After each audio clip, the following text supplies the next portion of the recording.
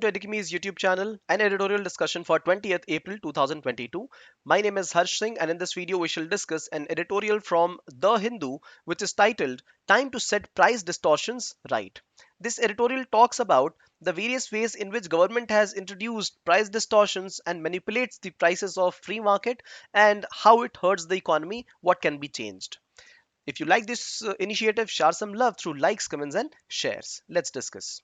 The editorial begins by saying that government has been micromanaging the prices of various products, be it the prices of petroleum, be it the way it is taxing these products of petroleum usage, be it the electricity consumption or the pricing of railway freight. All of them are being artificially managed, and these are leading to price distortions. If price distortions happen, we do not operate according to free market, which is based on supply and demand. Suppose the supply of electricity, suppose there is high demand of electricity, it should be charged higher, but then this is not how it is happening for retailers, retail consumers like us. The artificially the government is ensuring that the prices are deflated and are thus distorted. Now this is against free market, this is against liberalization, privatization. If the prices would be according to free market, there will be a competitive advantage to set up such businesses. There will be more savings, creation of employment and growth in the country. But when government is not doing this, the people in the private businesses are being controlled artificially, and because of this, the cost of doing business rises. Now please remember, all these are important things of economic principles, so keep noting down the important terms from here: price distortions, cost of doing business. See, cost of doing business is one of the important parameters for ease of doing business, one of the most important parameters. We look forward to many other parameters, but then if we reduce the cost, we automatically favor the businesses. Now let's look at some examples. Diesel and petrol prices, earlier they were artificially kept down, right? And there was a lot of suffering for the oil marketing companies, and private companies also were not at par with this. So this was one issue. After that, when the prices were further liberalized, there were still a lot of taxation on it, and the taxation of government on petroleum entities is very high. This is high to the extent that government is dependent on these taxes for its expenditure.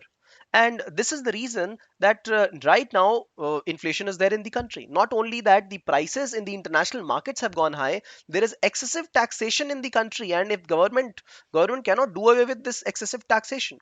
And in fact, the example given in the editorial is very simple and clear, that even if the petroleum, both the entities, petrol and diesel, are put as a part of GST, and we impose the maximum taxes, that is 28% on both these products, even then the prices of petrol would be 60 rupees as against 100 plus rupees, which is all around the country. 110, 120 in Mumbai, 110 around in Delhi and other places. So this price would get reduced, but then why is it not getting reduced? Is because of the disruptions by the government, excessive taxation at this place. Let us look at other examples of cross subsidy. Now people use electricity. There are two types of consumers: one is bulk consumers, industrial consumers, and the other one are the retail consumers, people who live at home and use energy. The bulk consumers, industrial ones, are the ones which use electricity supply for creating goods and providing bigger services. All right, so the prices that the bulk consumers and industrial consumers have to pay is far higher than what retailers pay, because retailers are important vote bank, individual people, and this is where the prices are cross subsidized, prices kept artificially low and very high for some people. If the demand is high from retailers, slowly and steadily raise the prices, but then this is populist measure.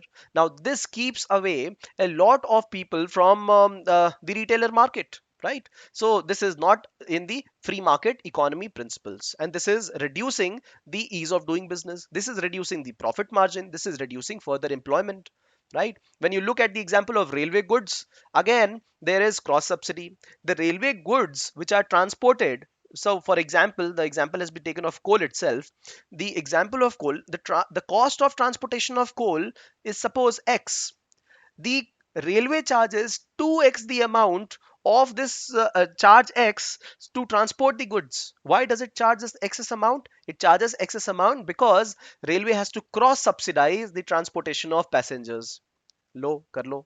So every time you play with and distort the market economy, this is going to hurt the economy. You know why? Because here, if the coal is higher in cost, if the transportation of coal is higher in cost, then the prices to electricity companies will be higher, and the prices which has been paid by the bulk consumers, industrial consumers, also will go higher, and the retailer is not going to pay here, right? So when this goes higher, price for electricity, price for the industrial consumers, this is hurting the business sentiments in the country. People will not be putting in FDIs in the country, knowing that the prices are artificially managed and manipulated, and this is not going to do welfare for a country. See, India is a country which has got high demographic dividend, and we have to work according to economy of scale. That means we have to increase the business right now, and for that we have to reduce the cost of private business. Cost reduction will happen if the free economy principles will work, right? Not when the government is intervening through its price mechanisms. Accordingly, if the cost reduces, there will be further growth. India will not be just supplying to Indians, it will be supplying to the world abroad. It will be supplying electricity to everybody. A lot of people will be able to transport themselves in better carriages, better trains. Right? The cost of transportation through railways will be far more competitive than road. But then to do this, the cost has to be higher. The cost of logistics movement should be low. And this can be done provided the government does not intervene. All this will generate employment. This is what the editorial says. A very, very value laden editorial. You must look at it from the perspective of understanding economy and non-interference of government in economic matters of the nation. Now, a question for you, quick one. State five impacts of artificial distortion of prices on Indian economy. Give examples of the same. See, distortions are many. Today itself in the newspaper, we look at the fertilizer prices. The government has speculated that the prices of subsidy would be around 1 lakh crore, but now it seems that the prices would be almost 1.7 lakh crore. This is the subsidy amount that the government will have to pay out of the total 39 lakh crore of the budget expenditure. 1.75 only on fertilizer, and I'm not looking at the subsidy that the government or MSP prices and the other subsidies government has to provide as input for agriculture. So many ways in which government must stop intervening in the economy and make the system a little more better. So please put down this in the comment section and exercise your brains. If you like this initiative, share some love through likes, comments, and shares. And if you have got questions, just put it down in the comment section and we will ensure to get back to you. Thank you for watching.